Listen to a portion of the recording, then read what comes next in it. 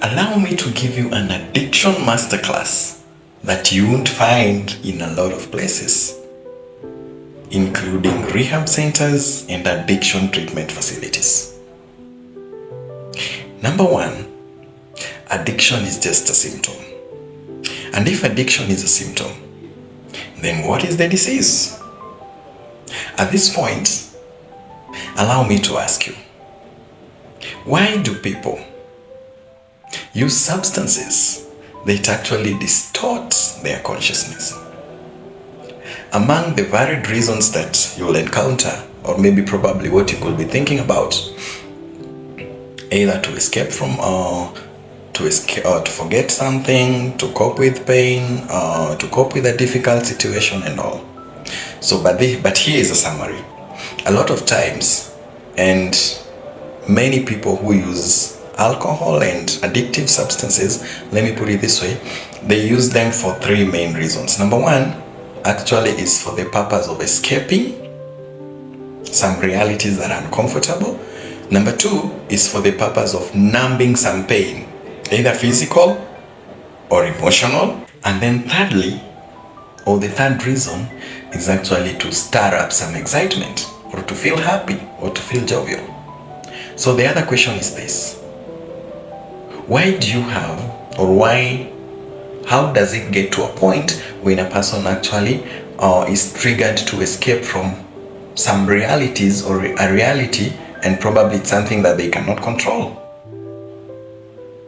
Maybe it's a past experience. Maybe it's a deed that they did to themselves, or that they did to themselves or to someone else. At which point does it get that a person feels the need to numb some emotional or physical pain if they're physically ill? So what are some of these emotional pains that may actually trigger someone to distort their consciousness so that they may not feel that pain? And then thirdly, how does it get to a point when someone actually needs to stir up some excitement? What triggers them to do that? Is it a painful past? Is it a continual sorrowful mood? Is it loneliness? Is it lack of friends? There is always a reason. And that's why I'm still insisting that addiction is a symptom. So let's look at the disease. What is the disease? When someone at the point, I'll put it in two levels. So level number one, what actually triggers most people, or actually lures most people into using addictive substances, or makes a lot of people vulnerable to using addictive substances, is that there is always an underlying reason, an emotional pain. They need to escape from something. They need to escape maybe from talk about guilt, talk about shame, talk about wasted opportunities, talk about maybe physical deformities, talk about painful experiences like losing a loved one, being neglected, being abandoned by a primary caregiver, and so on and so forth. And also being raised up in a dysfunctional and a broken family system. So all these experiences that are negative and that are painful actually render someone vulnerable to the use of addictive substances like alcohol, like weed, like cocaine, like meth. You can name them, so forth and so forth. So I'm still saying this: addiction is a symptom. And if you're watching me and listening to me right now, and probably you've ever used these substances, or you are trapped in addiction right now, the question that I'll pose to you is this: which purpose, or what purpose, is the drug or the substance that you are using serving in your life? Or what purpose did it serve at the point when you began using? Because there are two levels. The level that is fueled by the underlying pains, the emotional pains, the past experiences, and all. And then secondly, when someone gets addicted, now the body becomes dependent on the drug and you can't function without it. So that's a totally different level. So you're battling addiction at level one, the unresolved pains and experiences that you've gone through, potentially traumatic experiences. And then number two, When your body has become accustomed to the rush and the thrill of the drug, or your body has become, or your mind has become accustomed to escaping, or to that high feeling, or to being in a world where you don't have to worry about your problems, you don't have to worry about your past, what you wasted, what you never got, how other people were favored, or how bad your family or your caregivers were, or the painful experiences that you may have gone through. So a lot of people who are trapped in addiction, or a lot of people that you see walking along the road, drunk, singing, fallen in trenches, I need us to change how we see and perceive them. Addiction is not bad manners. Addiction is not lack of control, lack of self-control. Addiction is not just love for the booze or love for the drugs. It's deeper than that. A lot of times there is an experience that rendered someone vulnerable to escaping, vulnerable to numbing some pain, although using a substance that is causing so much more problems, although it's solving the short term, or it's solving the short term challenge of forgetting, not remembering, avoiding the shame and all. What makes someone actually get triggered to excite themselves? Yet we human beings, we are potentially and fundamentally coded, and we have a reward system. Every time we set a goal, or we achieve a goal, or we achieve a milestone, our reward system, what does it do? It actually releases some feel-good hormones in a moderate amount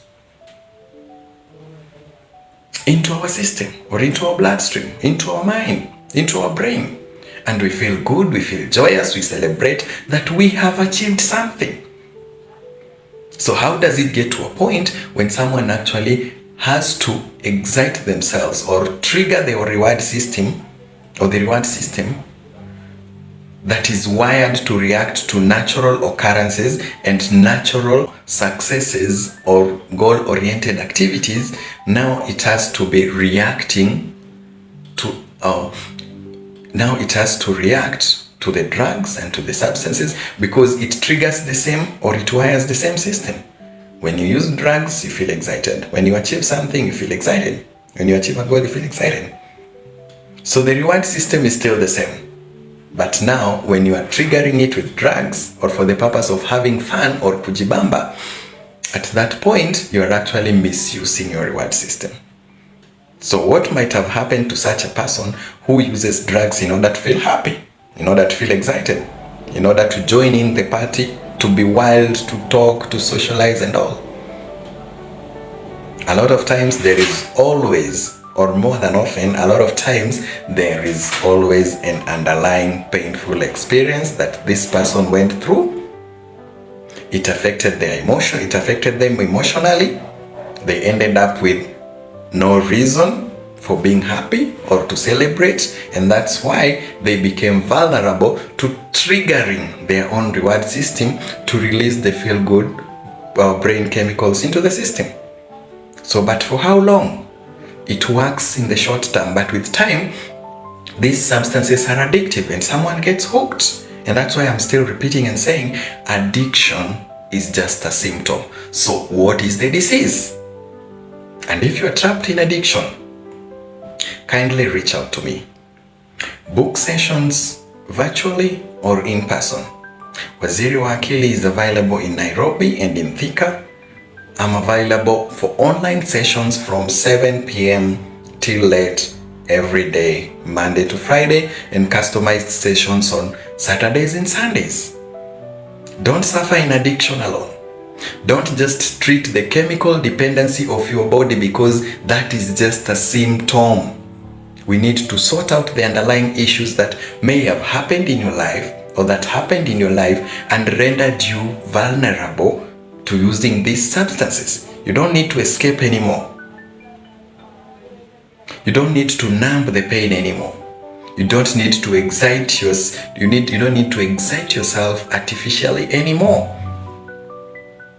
There is a characteristic that our brains have, and it's called neuroplasticity. Your mind may have been coded to rely on that substance for you to feel good, for you to function, for you to feel alive, for you to feel happy, for you to feel balanced and put together. But we can rewire that. The mind is neuroplastic. We can rewire that. We can rewire those neural pathways, and you begin to live a normal, natural life where you don't have to depend on drugs and substances in order to cope or deal with pain and past experiences that are uncomfortable. Please reach out. The number is available on your screen. You can DM, you can call, you can SMS. I'm available 24/7. Reach out to Waziri Wa Akili, and I'm ending this short video by saying, addiction is just a symptom. So what is your disease? What is your disease? Akili kichwani. Think mtu wangu.